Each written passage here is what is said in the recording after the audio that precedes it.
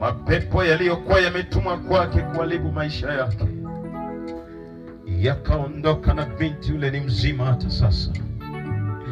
Tungelikuwa na sinema hapa, ningekuonyesha video ya binti huyo anashuhudia, anasema sasa ni mzima, nilikuwa kichaa. Inawezekana kuna mambo ambayo yamekutesa, waganga wamekwambia hili haliwezekani. Inawezekana kuna magonjwa uko nayo, umeenda hospitali, imefika mahala madaktari wamekwambia rudi tu nyumbani, tafuta njia nyingine. Hiyo ni kauli ya daktari, lakini kauli ya Kristo ni kwamba tutaweka mikono yetu juu yako na utapokea uzima. Jioni ya leo, lingaliko tumaini juu yako mama, lingaliko tumaini juu yako kijana mwenzangu. Hata mimi nilikuwa mbaya kuliko vile unavyofikiri. Kesho Mungu akinipa neema nitakueleza nilikuwa mtu wa namna gani. Sikuwa mtu mzuri. Mimi niliogopwa na kijiji kizima, sio mwanamke, sio mwanaume. Hapa kuwepo mabouncer wowote wa kunidhibiti kwenye kijiji, kwa sababu nilikuwa na pepo mbaya. Nilikuwa naweza kufanya chochote. Polisi mimi palikuwa ni nyumbani kwetu, nilienda na kutoka mchana kweupe. Lakini Bwana aliponikomboa, leo mimi ni mtu mwingine. Na huyo ndiye ninayemhubiri hapa. Funika macho yako, fumba tu macho yako. Mungu analo kusudi na maisha yako. Baba yangu, Mungu wa mbingu na nchi, ninakuinua Yesu, uliyethamini maisha yangu na maisha ya ndugu huyu, hata ukashuka na kuiacha enzi ili kutukomboa. Ulijua mateso ambayo shetani aliweka juu ya maisha yetu. Bwana, uliposhuka kwa damu yako msalabani, ulituweka huru. Tazama ndugu huyu anayenisikiliza, ako na mambo anahitaji msaada wako. Umefika mahala amevunjika moyo, haoni kama kungaliko tumaini tena. Kuna watu wameishusha thamani yake, hawaoni kama ni mtu wa maana tena. Nami ninajua kusudi lako ni kubadilisha historia yake. Achilia neema yako ya ukombozi jioni hii. Achilia neema yako ya kufungua watu wako. Kama ulivyowafungua watu kwa mikono hii, Jehova, ukafungue na ndugu huyu. Ukiwa mahala pale, unasema ni kweli, nahitaji kurudi kwa baba yangu. Nimetanga mbali, nikafungua mlango wa shetani kunitesa. Haijalishi nimekuwa nikienda kanisani, lakini maisha yangu na Mungu, mimi na yeye hatuna mahusiano mazuri. Nataka nirudi kwake, nifute machozi haya. Nataka nirudi kwake, nifungue kutoka kwenye vifungo hivi. Uko pale unasema niko tayari jioni hii. Yesu, ayamiliki maisha yangu. Niko tayari. Niko tayari. Yesu, miliki maisha yangu. Inua mkono wako juu. Inua tu kwa kumaanisha. Sema niko tayari, nahitaji msaada wa Bwana. Inua tu kwa kumaanisha kabisa. Na ukiwa umeinua mkono wako namna hiyo, jipenyeze, sogea hapa. Sogea tu karibu na jukwaa hapa. Sogea.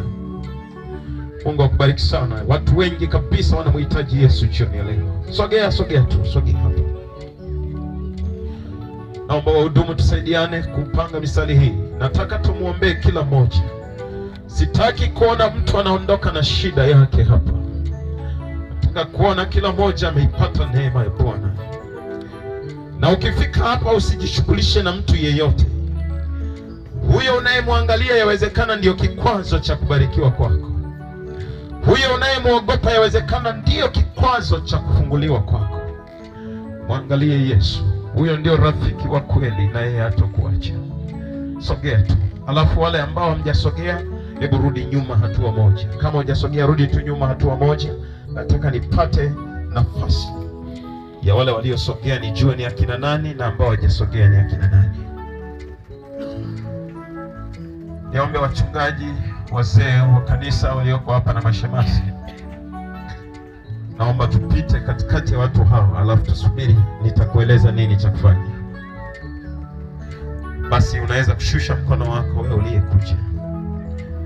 Nikombe tu mtumishi wa Mungu sasa, sauti ya hiyo na ishuke kidogo, ishuke tena. Ishuke. Wewe uliyekuja mbele ni mtu bora sana. Mungu anayaona mateso yako na analo kusudi jema juu yako. Na jioni ya leo ni siku yako ya kufunguliwa. Nimemwona Mungu akiwafungua wengi kila mahali nilikopita.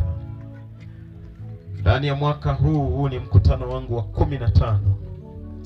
Na katika kila mkutano nimemwona Bwana anafanya. Na hata wiki ijayo tu Jumatatu ilitakiwa niondoke hapa Ijumaa. Jumatatu nitakuwa pia kwenye huduma huko Morogoro. Naondoka kwenda Morogoro. Lakini ninajua Mungu analo kusudi na wewe, ndio maana wiki hii tumekuwepo hapa. Nataka nimuite Mungu akusaidie. Lakini ninachohitaji kutoka kwako, nataka imani yako tu. Umwamini yeye huyu uliyemkimbilia. Achana na kitu chochote kinachokutesa. Wewe muangalie tu huyu uliyemkimbilia Yesu. Na uamini kwamba anafanya jambo. Funika macho yako, alafu weka mkono wako wa kuume juu.